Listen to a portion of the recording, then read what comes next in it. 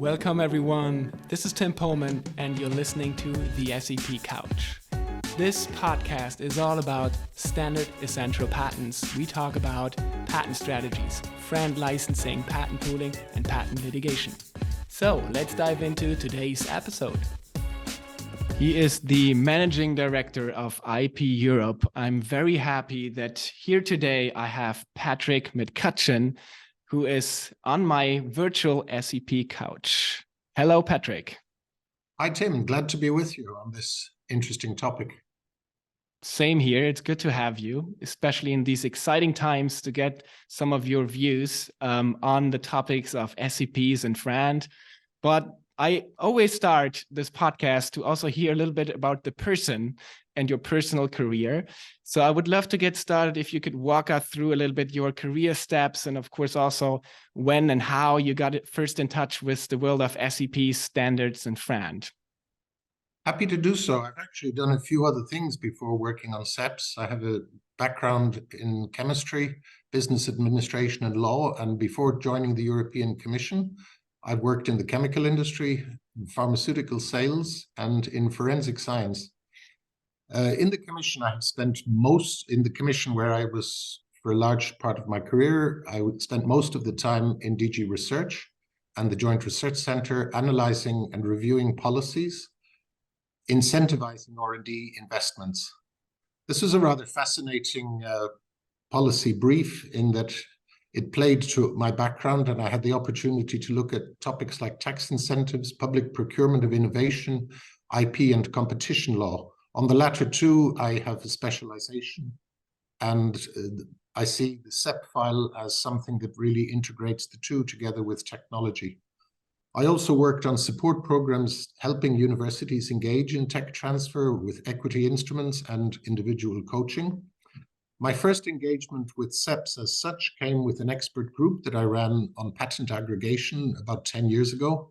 The aim of this was to foster technology sharing, and the group was asked to advise the Commission on what, if anything, policymakers might do to foster the formation of patent pools. I was a member of the intra-departmental team on SEPs, and part of that work involved the production of the 2017 Commission statement, and I supported the follow-up expert group. The line I always took in those discussions was that if we as a house were encouraging more private investment in R&D, we also needed to allow those who made those risky investments to make a fair return on that investment. Great. That's a great career and interesting positions that you worked on, Patrick.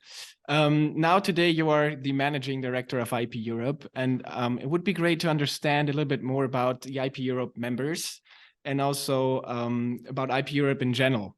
What kind of organization is this? What is the goal of this organization? What is your role in all this? If you could elaborate, that would be quite interesting. Well, I'm the Managing Director of IP Europe, which is an association of organizations. Some are companies, some are research organizations. They engage in R&D in developing critical enabling technologies. They contribute these to the development of open standards, and they license them on fair, reasonable, and non-discriminatory terms. The members comprise, as indicated, research organizations and companies who also implement technologies. They include companies who manufacture telecom and audiovisual equipment, as well as a telecom service provider. The aim of IP Europe is broadly to promote the open innovation ecosystem that enables players of all sizes to engage in innovation. This in particular enables SMEs to specialize and focus on activities either upstream or downstream according to their abilities. This means in practice promoting public policy that encourages R&D investment and the contribution of technology to open standards. And when we discuss all these topics of SEPs and FRAND, of course, we have heated discussions there. May those be on policy level, may those be in litigation, but also I'm sure your members have important topics on their agenda. And what I think is always interesting to hear from different people from all these topics, and I'm talking about topics like how to determine what is FRAND, really, what's a FRAND rate, really, or where to license in the value chain, or transparency, what level of transparency is, positive, and what level of transparency may not be positive. What are the typical topics your members bring to you that they want you to discuss in policy? If you would do a ranking of those topics, is there anything that you keep hearing the most? Are there topics that are overrated in your mind? Can you elaborate a little bit on this? Sure. I think the most pressing and the one actual problem in SEP licensing is that of holdout. This is a situation where some implementers, because they have access to these technologies in the standards and are already using them, choose to take a free ride by delaying for years the taking of a license and hence the compensation of the patent holder. The existing framework facilitates this. Of the other items you mentioned, FRAND is clearly an obligation placed on the SEP holders. It's subject to contract law and antitrust scrutiny. It is ultimately, or what amounts to FRAND is ultimately a matter for negotiation and best left to negotiating parties, which for the most part are sophisticated players. The major licensees are large cap companies, which are in fact much bigger than the members of IP Europe.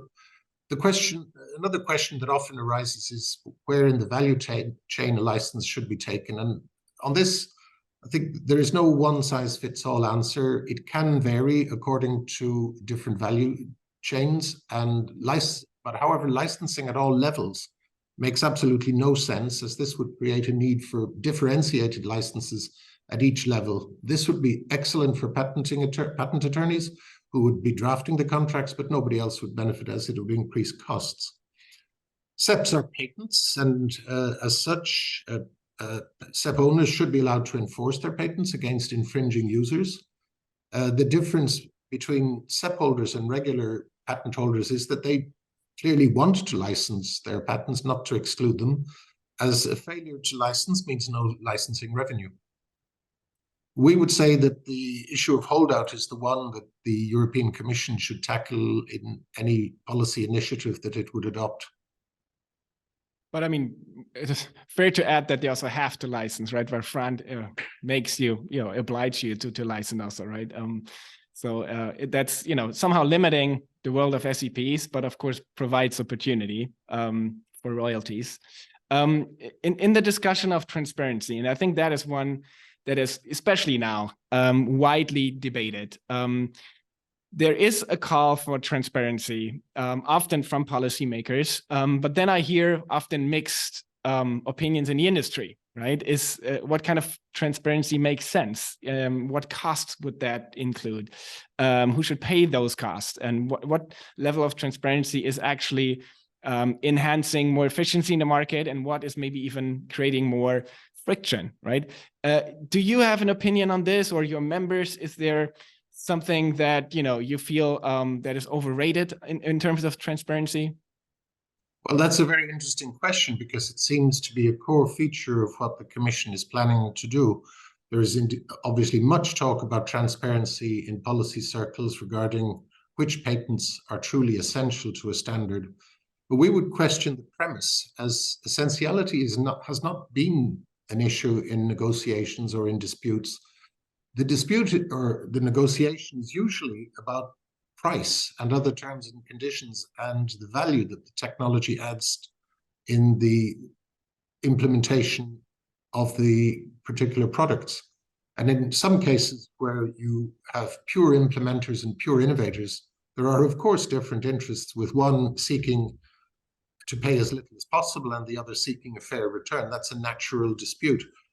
To solve that, we see that the Court of Justice ruling in Huawei v. ZTE some 7-8 years ago provides that appropriate information is exchanged during negotiations, and information is shared, and this often does include claim charts. And in most cases, as I said, agreement is reached. It's not clear why regulators would need to prescribe how and when essentiality is checked. The purpose of declaring patents to a standard development organization is to indicate who would potentially be licensing technology. And indeed, some are ultimately not actually essential when the standard is finally agreed. However, determining essentiality is a costly exercise. And if we were to have a determination of the essentiality of some 70-odd thousand patent families, and this would be paid for by patent holders ultimately, this would add a cost to the licensing programs.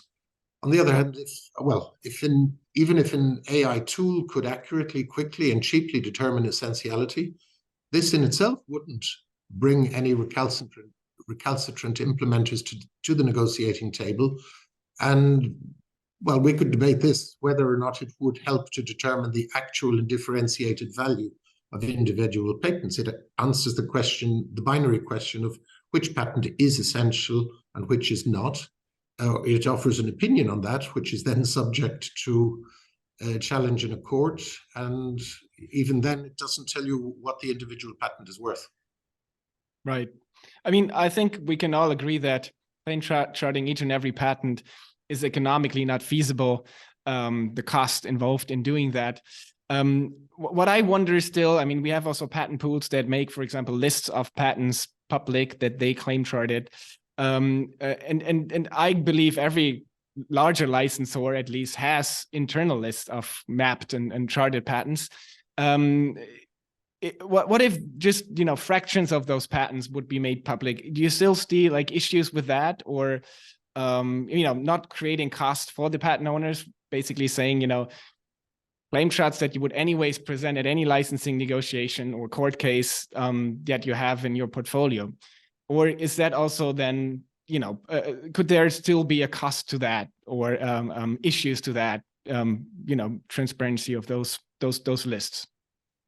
Well, it's not, well, the lists of what may have been presented as essential is one thing. Presenting the claim charts, which are an opinion at one particular time, it could be problematic depending on how they would subsequently be used. But the bigger point is that we're not sure that providing all of this information will necessarily facilitate licensing.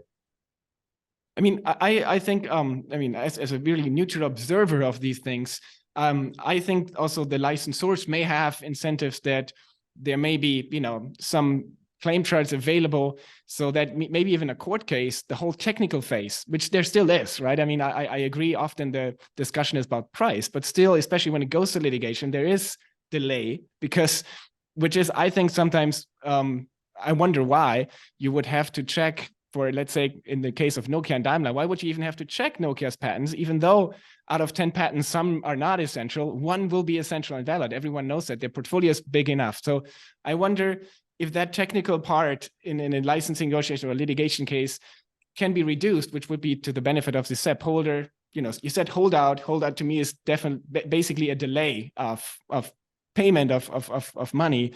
Could that be reduced by that in any way, or do you think it still be, we will still see friction and court cases? Well, I'm aware that there are two tools that can give a handle on the likelihood of a patent being essential or not, and this can be done in a quick and dirty way, or to slightly more precise level of certainty, and this can aid in an individual negotiation. But the fact that any essentiality checks is still subject to a degree of uncertainty, and the question of a patent being, patents are probabilistic with respect to whether they are valid, infringed, or essential. The big concern that we would have is that the regulators would introduce a preliminary phase where essentiality would have to be checked by a third party before any court action could be initiated. Right, and that would be the same as if doing it in court in the end. Exactly.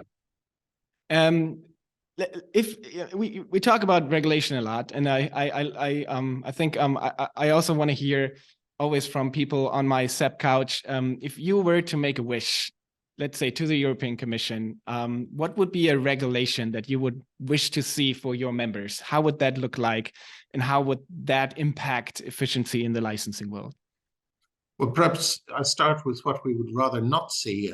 First of all, we see no rationale for a heavy regulatory intervention that would impose burdens and costs on SEP holders and lead to delay in negotiation and increase the licensing costs, which ultimately would either impact on the return on investment or on the price.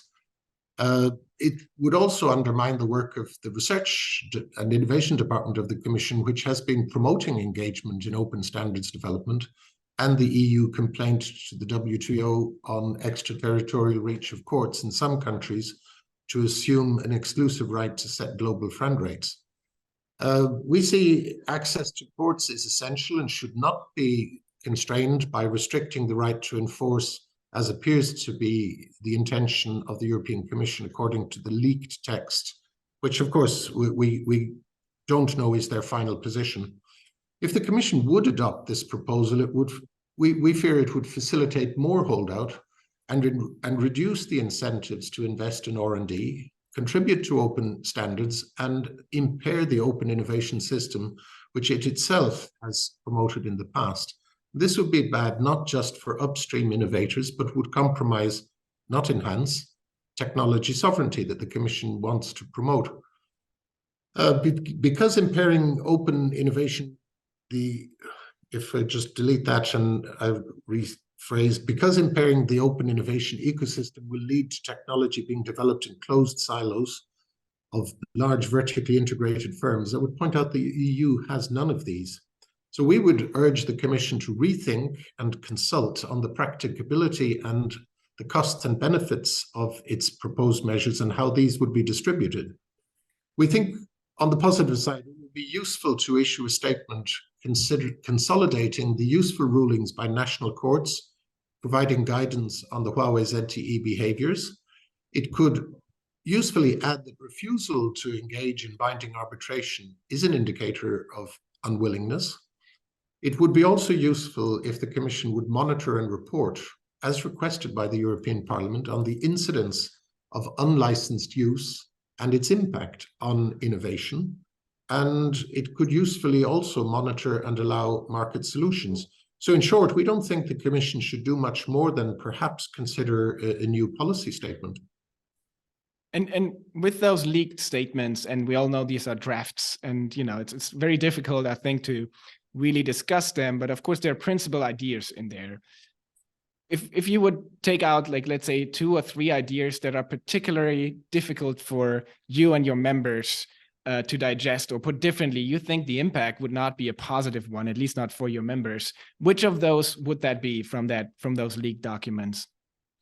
Well, with the caveat that it's a leaked document and we are still digesting what we have seen, the first impression is that the worst aspects of this are the mandatory essentiality checking, the cost of which would fall on SEP holders and would introduce delays, because until the SEPs have been essentiality checked by a third party under the aegis of an EU agency, we would have a delay in licensing negotiations. Similarly, the requirement to undergo conciliation, the outcome of which is not binding any more than that of the essentiality check. We see these as unnecessary steps that are essentially duplicating what would take place in court, and at the end of which there is still going to be access to court. So these 2 requirements would delay the process and impose costs on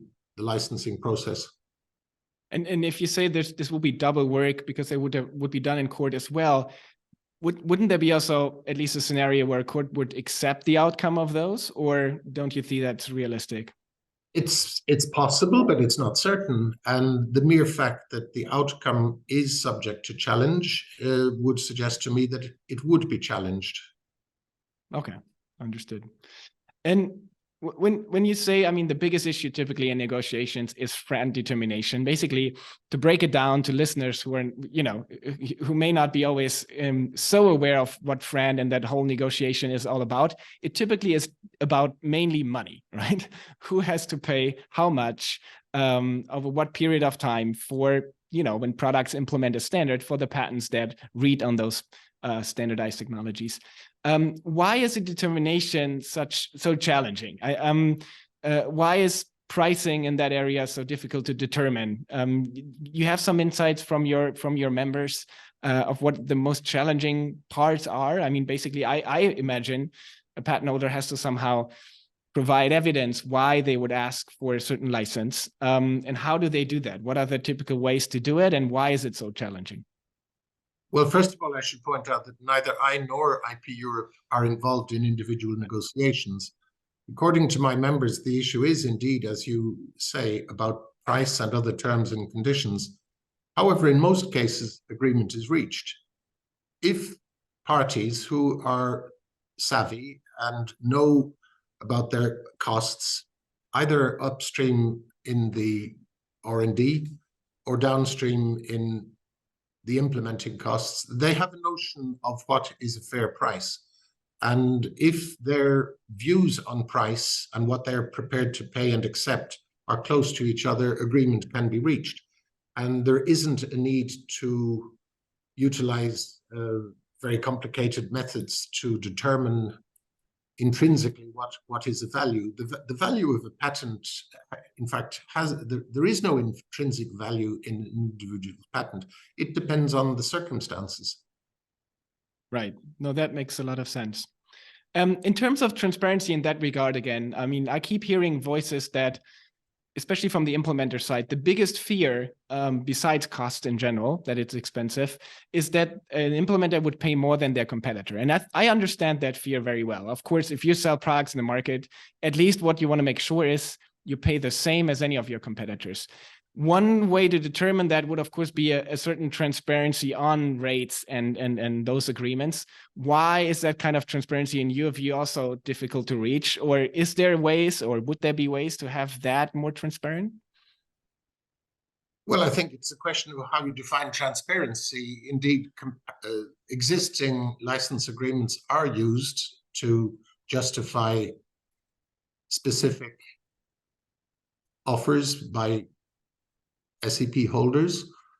The notion of non-discriminatory does not require that identical conditions are offered to every would-be licensee is in different position to an existing licensee. Adjustments have to be made. And it's my understanding that the SEP holders are sharing details of existing licenses with others as they negotiate a further license agreement. Okay, well understood. In terms of technologies, I also wonder sometimes, I mean, we see lots of big litigation cases, mainly in cellular, but I'm excited also to hear maybe from you and your members, are there other technology trends on the horizon that are increasingly commercially interesting, especially when we think about new use cases and verticals, IoT, automotive, and all of these? Is it all about cellular, or do you see other technologies there that are an important topic that are commercially very relevant to your members? It's not all about cellular, but most of it is.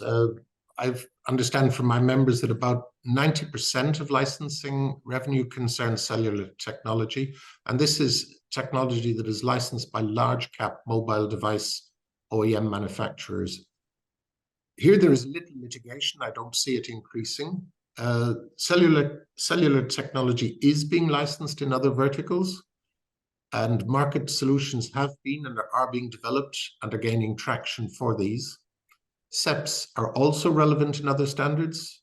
You mentioned, and CISVEL, one of our members, has recently launched a Wi-Fi 6 pool, as well as a novel approach to encourage first movers. And they and Avanci are both developing patent pools for different IoT applications. So we see that solutions are there. We're not aware of much litigation. Yes, and in that regard, especially when licensing to other verticals, I find it, super challenging here to also understand what, again, FRAND is, because I think one thing we can agree on is that when a smartphone uses cellular technology, they use it in a much different way than, let's say, an extreme example always used, maybe it's not even an example, is the toaster, right? Or the refrigerator.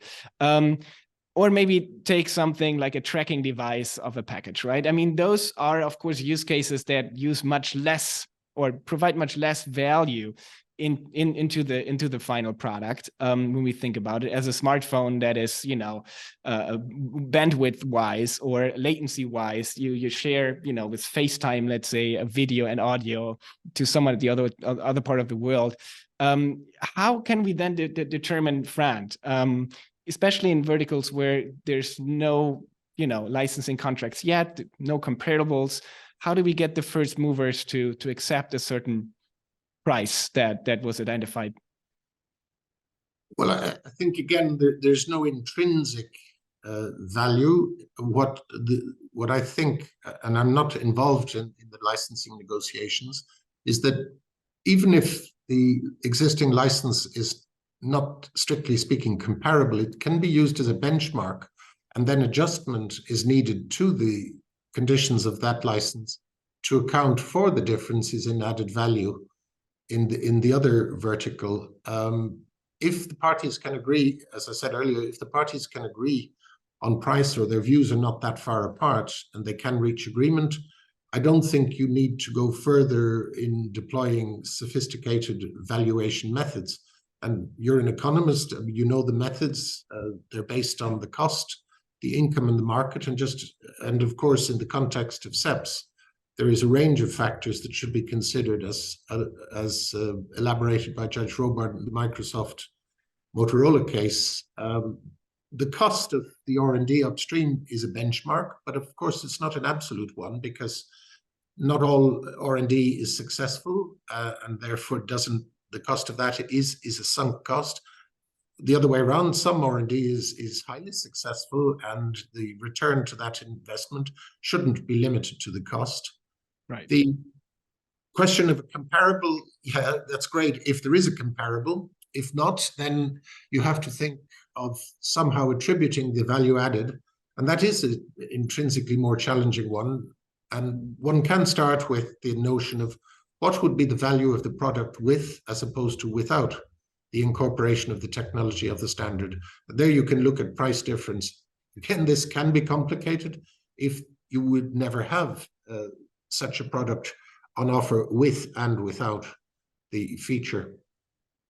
And especially when we talk about cost and efficiency, and you also mentioned that in your early introduction that you also looked at this, is a topic of patent pools, or some organizations rather want to be called patent platforms or licensing platforms.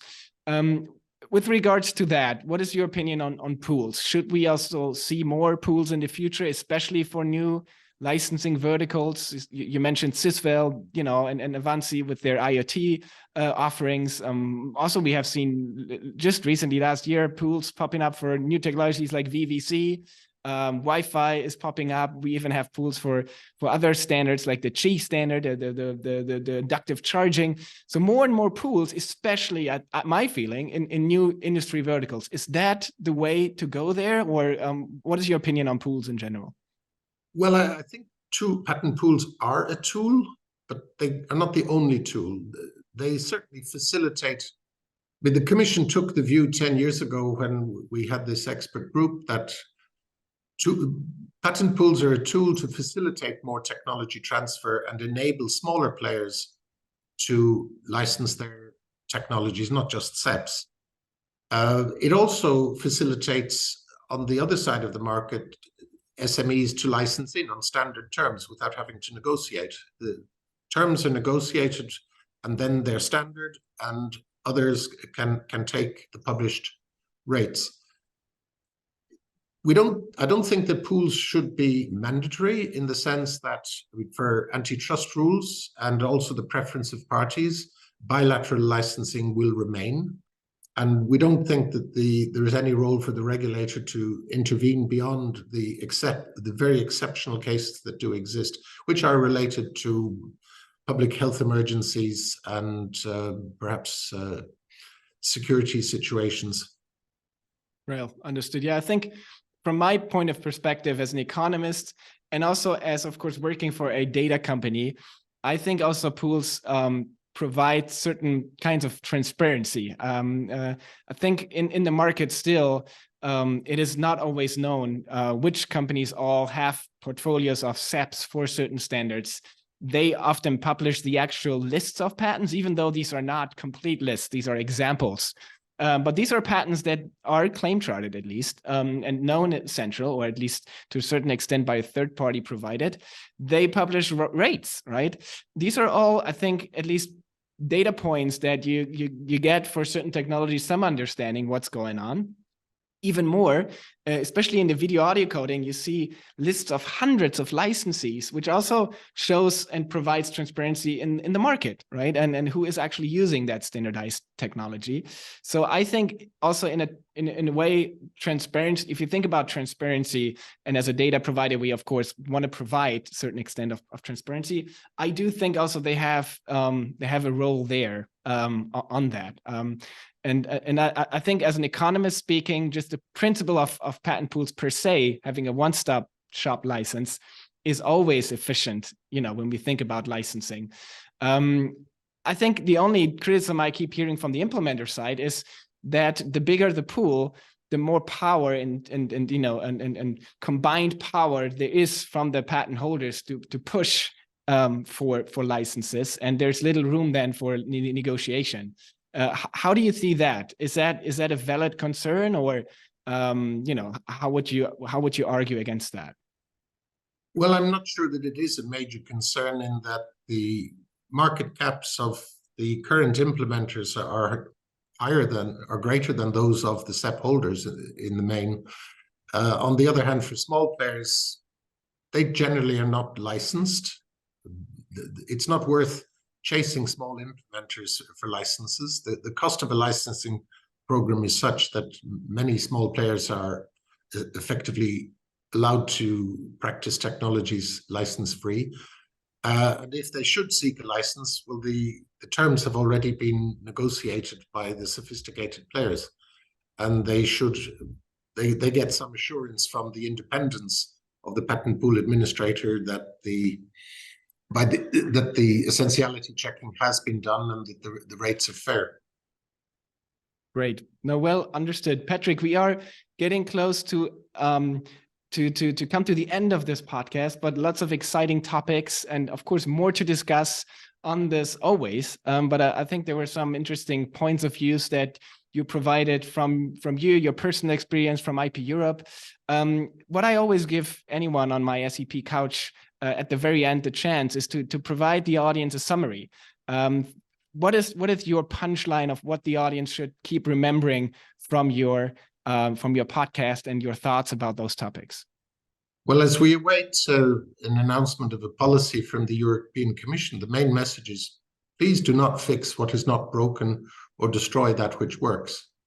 IP Europe remains a champion of the open innovation system, which the Commission has previously supported, and we would implore it not to intervene with a regulation that impairs not just open innovation, but also its own goals of tech sovereignty and strategic autonomy, which of course we support.